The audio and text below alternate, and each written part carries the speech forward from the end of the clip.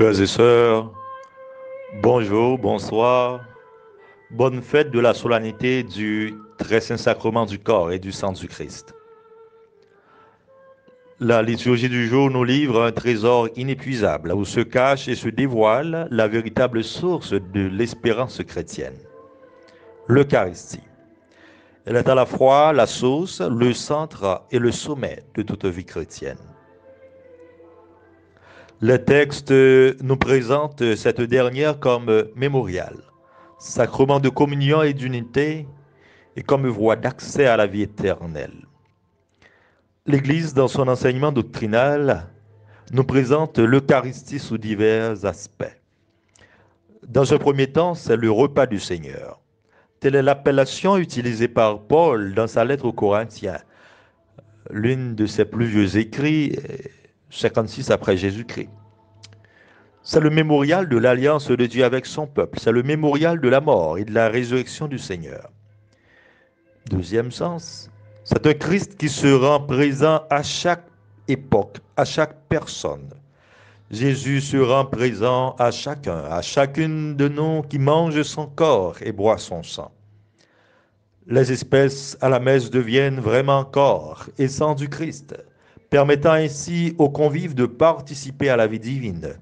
Jean chapitre 6, les versets 19 et 20, puis 51. Troisième sens, c'est l'élan de joie d'un peuple tout entier. L'aspect du rassemblement dans l'Eucharistie est évoqué ici. L'Assemblée vient participer au mystère. C'est l'aspect communautaire, célébré ensemble. C'est l'expression de la volonté d'union à Dieu, exprimée clairement dans le Pater. Jean 17, 22, 23. Quatrième sens, l'Eucharistie est un avant-goût des noces éternelles. Un festin de viande de grâce et de vin capiteux. Bien que nous célébrons un repas mémorial, la faim bat son plein dans notre monde. Il faut nous rappeler aussi que l'homme ne vit pas seulement de pain. À part du pain matériel, il y a aussi le pain spirituel. La messe, c'est la solidarité de tous les chrétiens réunis. Alors, il existe un lien étroit entre l'Eucharistie et l'Église. L'éminent théologien Henri de Lubac nous dira « L'Eucharistie fait l'Église et l'Église fait l'Eucharistie ». Si nous devrions définir simplement l'Eucharistie pour un pauvre, nous dirions quoi? La définition la plus accessible et la plus simple, nous parlerions d'une nourriture, du moins d'un repas. On en a tous besoin. Nous en avons tous besoin. Mais il est difficile à celui qui n'a jamais fait l'expérience du manque, du dur labeur, d'apprécier ce qu'il a, son avoir, à sa juste valeur. Cela nous fait penser à tant de personnes qui n'ont pas accès à ce besoin primaire, le manger. Cela nous réfère à la fameuse théorie pyramide des besoins d'Abraham Maslow. Elle consiste en une hiérarchisation des besoins. Au bas de l'échelle se trouvent les moins importants. Ainsi, dans cet ordre, nous avons les besoins physiques, ensuite les besoins de sécurité, ensuite besoin d'appartenance et d'amour, besoin d'estime et enfin besoin d'accomplissement de soi, de réalisation de soi. Dans le rappel historique de Moïse, dans la première lecture, il évoque la manne.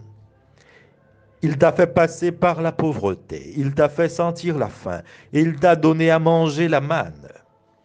Alors la manne se situe au bas de la pyramide, parmi les besoins primaires, physiologiques, le manger, le boire, le vêtir. Aussi primaire soit-il, notre monde en souffre si grandement. La Covid-19 ne vient qu'empirer la situation de nombreux de nos frères et sœurs qui peinent à trouver le pain quotidien. Une mauvaise gestion et une mauvaise répartition de la richesse dans le monde fait de la faim le premier des virus qui rongent les pays pauvres, appelés poétiquement pays en voie de développement pour montrer la richesse de notre vocabulaire. Devant ces situations de manque absolu, de famine, de misère, le cœur de Dieu se déchire. Quand la faim et le confinement se conjuguent, cela fait un écho terrible aux entrailles du monde, aux entrailles de Dieu. Aujourd'hui, seulement 6% de personnes contrôlent 90% des ressources de la planète.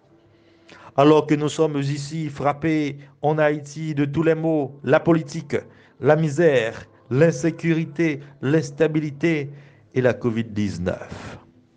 L'Haïtien consommait moins de 2 dollars US par jour et c'est à revoir à la baisse, malheureusement, pendant que d'autres thésaurisent, dilapident, c'en est trop.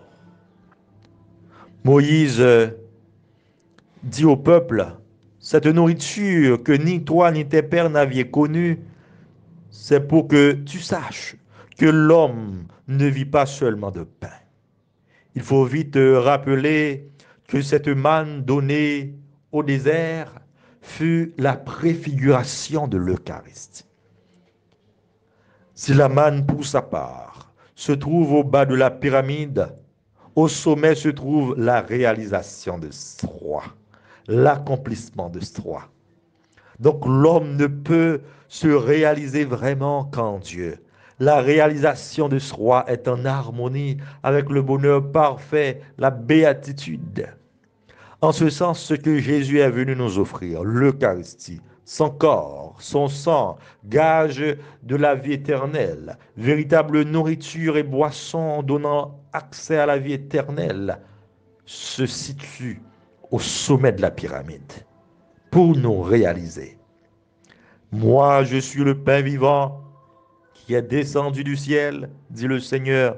Si quelqu'un mange de ce pain, il vivra éternellement. Jean chapitre 6, les versets 51 et 58. C'est Jésus encore qui disait à ses disciples, et moi je suis avec vous tous les jours jusqu'à la fin des temps. Il avait annoncé une nouvelle forme de présence réelle et discrète. Pour notre méditation, arrêtons-nous sur quelques phrases. Qui mange ma chair demeure en moi. En d'autres termes, en communiant, nous demeurons en Jésus. Notre foi est une vie en communion avec Jésus-Christ, le ressuscité. Si vous ne mangez pas la chair du Fils de l'homme, vous n'aurez pas la vie en vous. Alors le Christ nourrit notre foi chrétienne. Encore, celui qui mange ce pain vivra pour l'éternité. Ce pain nous communique déjà l'éternité. Communier, c'est encore recevoir le Christ pour donner le Christ, le partager. Communier nous donne la force du Christ à partager. Ensuite, ce pain qui descend du ciel, dit-il, n'est pas comme celui que vos pères ont mangé. Il établit la hiérarchie entre la manne et son sacrifice. Dieu nous fait connaître la pauvreté pour nous faire désirer une autre nourriture, sa parole. Or, Jésus veut nous nourrir d'un pain d'éternité. Ce pain ne nous empêche pas de mourir, mais il nous donne l'éternité dans la mort, à la place de la mort. L'Eucharistie est le signe de la présence réelle et concrète du Christ Jésus, qu'il voulait laisser à ses disciples et qu'il nous laisse aujourd'hui comme ses apôtres. Il nous invite à actualiser, à pérenniser le mémorial du Jeudi Saint. Nous devons nous réunir autour de sa table pour rompre le pain autant de fois que c'est possible, au quotidien si possible.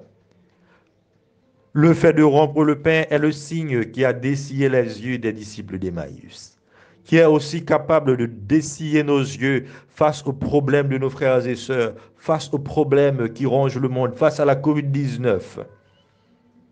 Le don de soi que nous sommes invités à vivre dans l'Eucharistie, nous le tirons du don total du Christ et en donner son corps, son sang, comme nourriture et boisson, pour que nous héritions de la vie éternelle.